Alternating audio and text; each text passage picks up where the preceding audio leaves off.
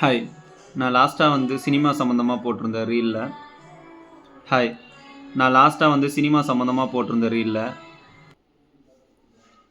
Hi நான் லாஸ்ட்டாக போட்டிருந்த சினிமா சம்மந்தமான ரீலில் ஒருத்தர் வந்து கமெண்ட் பண்ணியிருந்தார். ப்ரோ, இப்போது ஏடியாக ஒர்க் பண்ணணுன்னா, அதுவும் சென்னையில் வந்து ஒர்க் பண்ணணுன்னா, ஹோம் டவுனை விட்டுட்டு சென்னையில் வந்து ஒர்க் பண்ணணுன்னா என்னென்ன மாதிரியான பிரச்சனைகளை ஃபேஸ் பண்ண வேண்டியதாக இருக்கும், அதுக்கெல்லாம் கொஞ்சம் சொன்னீங்கன்னா நாங்கள் அதுக்கேற்ற மாதிரி ப்ரிப்பேராக வருவோம். இப்போ அவங்க கூடயே ட்ராவல் பண்ணுற மாதிரி இருக்குமா, இல்லை நாங்கள் வீட்டுக்கு போயிட்டு போயிட்டு வர மாதிரி இருக்குமான்னு கேட்குறாங்க. ஸோ அதுக்கு முதல்ல நீங்கள் ஒரு படத்தில் ஏடியாக ஒர்க் பண்ணணுன்னா, அது படமோ ஷார்ட் ஃபிலிமோ, ஸோ இப்போ பொதுவாகவே ஒரு பொதுவாகவே ஒரு டைரக்டர் ஆகணும்னா அதுக்கு முதல்ல வந்து ஒரு ஏடியாக ஜாயின் பண்ணி தான் எல்லாருமே டைரக்டர் ஆவாங்க. இது வந்து ஒரு ப்ராப்பர் ஸ்டார்டிங் ரூல். அப்படி இல்லைன்னா ஒரு ஷார்ட் ஃபிலிம் பண்ணிவிட்டு கூட டைரக்ஷன் கற்றுக்கிட்டு அதுக்கப்புறம் ஏடியாக போயிட்டு பண்ணலாம். இப்போது நான் உங்களுக்கு எனக்கு தெரிஞ்ச சஜஷன் சொல்கிறேன். உங்களுக்கு ஓகே அப்படின்னா எடுத்துக்கோங்க. இல்லை உங்களுக்கான பிளாட்ஃபார்மோ இல்லை உங்களுக்கான பிளான், உங்களுக்கான ஸ்ட்ரக்சரை நீங்கள் இதிலேருந்து அப்படியே நீங்கள் உங்களுக்கு ஏற்ற மாதிரி ஆல்ட்ரு பண்ணிக்கோங்க. ஓகேவா? இப்போது நீங்கள் டைரக்டர் ஆகணும் அப்படின்னா ஒரு ஃபோன் கேமராலேயோ இல்லை நார்மல் ஒரு கேனன் கேமராலேயோ இல்லை சோனியே இப்போ வந்து ஒரு சீப்பாகவே நமக்கு வந்து சோனிலே ஒரு நல்ல குவாலிட்டி கேமரா A73 இந்த மாதிரி விஷயம்லாம் வந்து நமக்கு கிடைக்குது. அதை வச்சு நீங்கள் ஷார்ட் ஃபிலிம் பண்ணுறீங்க அப்படின்னா ஒரு ஷார்ட் ஃபிலிமோட டைரக்டர் அப்படிங்கிற ஒரு நேம் வரும். ஸோ ஃபஸ்ட்டு எனக்கு ஷார்ட் ஃபிலிமே எடுக்க தெரியாது ப்ரோனா, யாராவது உங்கள் சர்க்கிளில் ஷார்ட் ஃபிலிம் பண்ணுறவங்க இருந்தாங்க அப்படின்னா, நான் முன்னாடியே சொன்ன மாதிரி ஏதோ ஒரு கான்டாக்ட் மூலமாக நீங்கள் ஷார்ட் ஃபிலிம் பண்ணுறவங்களோட டைப்பில் இருந்துட்டு அசிஸ்டன்ட் டைரக்டராக ஷார்ட் ஃபிலிமில் ஒர்க் பண்ணலாம். ஷார்ட் ஃபிலிமில் அசிஸ்டன்ட் டைரக்டராக நீங்கள் ஒர்க் பண்ணிட்டீங்கன்னா அடுத்து ஆட்டோமேட்டிக்காக உங்களால் ஒரு ஷார்ட் ஃபிலிம் டைரக்ட் பண்ணுற அளவுக்கு உங்களுக்கு ஒரு நாலேஜ் வரும். அதை வச்சு நீங்கள் ஒரு ஷார்ட் ஃபிலிம் நீங்கள் டைரக்டராக ஒர்க் பண்ணலாம். ஒன்ஸ் நீங்கள் ஷார்ட் ஃபிலிம் டைரக்டராக ஒர்க் பண்ணிட்டீங்கன்னா ஷார்ட் ஃபிலிம் டைரக்டராக இருக்கிற நீங்கள் ஒரு பைலட் ஃபிலிமுக்கு அசிஸ்டன்ட் டைரக்டராக ஒர்க் பண்ணலாம். யாராவது ஒருத்தர் பைலட் ஃபிலிம்னா என்ன, ஃபீச்சர் ஃபிலிமோட சின்ன வெர்ஷன். அதாவது ஃபீச்சர் ஃபிலிம் பண்ணுறவங்க எல்லாருமே இந்த பைலட்டுங்கிறத அவங்க ப்ரொஃபைலாக வச்சுப்பாங்க. என்னால் இந்த மாதிரி ஆர்டிஸ்ட்டை இந்த மாதிரி ஒரு சீக்வன்ஸை இவ்வளோ ஒரு கிளாரிட்டியாக என்னால் மேக் பண்ண முடியுங்கிறது அவங்களோட சாம்பிள்.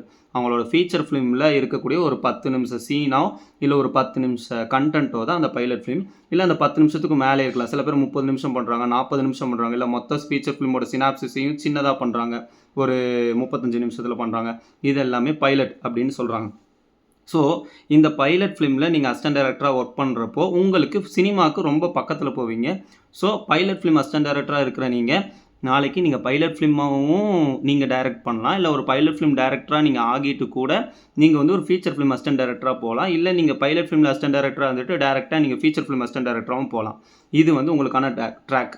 ஸோ ஒன்ஸ் நீங்கள் ஃபீச்சர் ஃபிலிம் அசிஸ்டன்ட் டைரக்டராக போனதுக்கப்புறம் அந்த ஃபீச்சர் ஃபிலிம் ஃபுல்லாக நீங்கள் முடிக்கிற வரைக்கும் இருந்தீங்கன்னா ஓவரால் ப்ராசஸ் என்னென்னு உங்களுக்கு தெரியும்.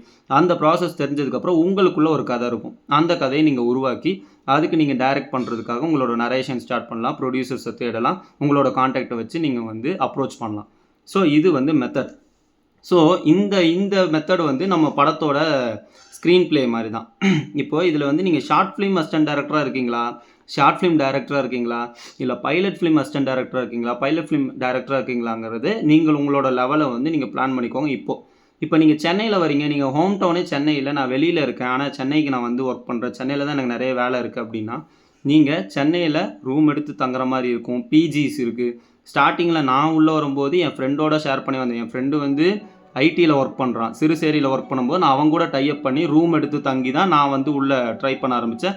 அதுக்கப்புறம் எனக்கு ஒரு யூடியூப் சேனல் கிடச்சிது. நான் அந்த யூடியூப் சேனல் மூலமாக எனக்கான ஃப்ரெண்ட்ஸ் சர்க்கிளில் பெருசு பண்ணிவிட்டு நான் அவங்களோட ரூம் எடுத்து தங்க ஆரம்பித்தேன். இப்படி ரூம் எடுத்து தங்கி சென்னையில் வந்து நான் ட்ரை பண்ண ஆரம்பித்தேன். இப்படி ஒரு வழி இருக்குது.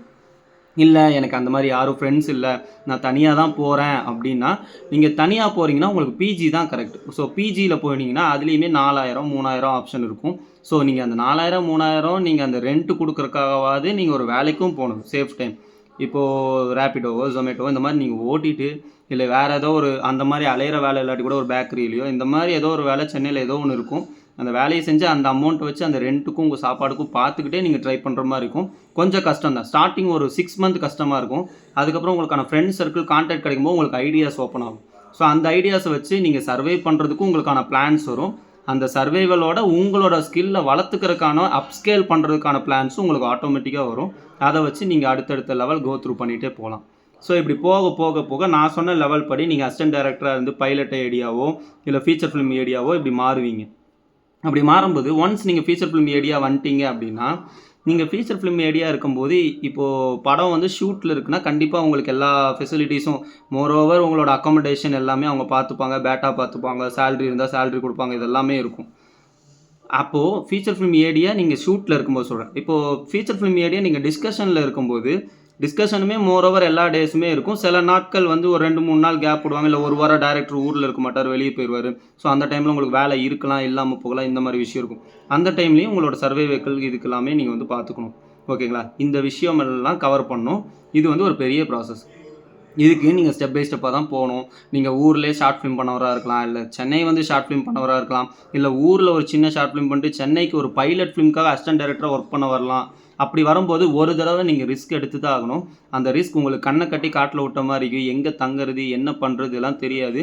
ஆனால் மோரோவர் உங்களுக்கு ஒரு சிம்பிளாக சொல்கிறேனே, நான் எந்த ஊருக்கு போனாலும் எனக்கு எதுவுமே தெரியல, எனக்கு இப்படி ஒரு இடம் இருக்குதுன்னு தெரில அப்படின்னா, உடனே 10 தடவை 8, ஓகேங்களா, 10 டைம்ஸ் 8 போட்டு கால் பண்ணேன்னா ஜஸ்ட் டயலுக்கு போகும். ஜஸ்ட் டயலுக்கு கால் பண்ணோன்னு நான் சொல்லுவேன், நான் இப்போ சென்னையில் இருக்கேன், எனக்கு ரூம் வேணும், பிஜி வேணும், 4000 ரூபாய்க்குள்ளே ரெண்ட் இருக்கிற பிஜியாக வேணும்ன்ட்டு நான் அந்த சென்னைக்கு போகிறதுக்கு முன்னாடி 1 வாரத்துக்கு முன்னாடியிலே இங்கேருந்து, இப்போ கோயம்புத்தூரில் இருக்குன்னா கோயம்புத்தூர்லேருந்து ஜஸ்ட் டயல்லேருந்து நான் ட்ரை பண்ண ஆரம்பிச்சிடுவேன். ஏதாவது ரூம் இருக்கான்னு கேட்க ஆரம்பிச்சிடுவேன். ஸோ ரூமெல்லாம் கேட்டு தெரிஞ்சு வச்சுட்டு ஒரு 4 ரூம் கன்ஃபார்ம் பண்ணிவிட்டு அப்புறம் அங்கே போய் காசு கொடுத்து உடனே ஜாயின் பண்ணுற மாதிரி விஷயம்லாம் கேட்டுட்டு தான் நான் போவேன். இதை வந்து நீங்கள் ஞாபகம் வச்சுக்கோங்க. இதை வந்து நான் யூஸ் பண்ணுற ஒரு சின்ன ட்ரிக். எனக்கு எது தெரியலனாலும் ஜஸ்ட் டயல் கால் பண்ணிடுவேன். ஓகேவா? ஸோ இதை வச்சுட்டு தான் நான் ஸ்டார்டிங் டைமில் வந்து என்னோடய சர்வைவலை பண்ணேன். இப்போ எனக்கு வந்து சென்னையிலையும் சரி, சில இடங்களில் எனக்கு தெரிஞ்ச ஃப்ரெண்ட்ஸு சினிமா சர்க்கிள்லேயே இருக்காங்க. நான் வரேன் அப்படின்னு ஒரு ஃபோன் கால் பண்ணி சொன்னால் எனக்கான உதவி கொஞ்சம் கொஞ்சம் அவங்க பண்ணுவாங்க. ஸோ அதை வச்சு நான் சர்வை பண்ணிக்கிறேன். இது வந்து உங்களுக்கு அடுத்தடுத்து லேட்டராக போக தான் கிடைக்கும். ஸோ இதுதான் சர்வைவலுக்கான மெத்தடும், இந்த பிரச்சனைகளும் வரதும் இதுதான். ஸோ ஓவராலாக சொல்லிட்டேன்னு நினைக்கிறேன். இதில் எதுவும் டவுட்ஸ் இருந்ததுன்னா கமெண்ட் பண்ணுங்கள். ஓகே, பாய்.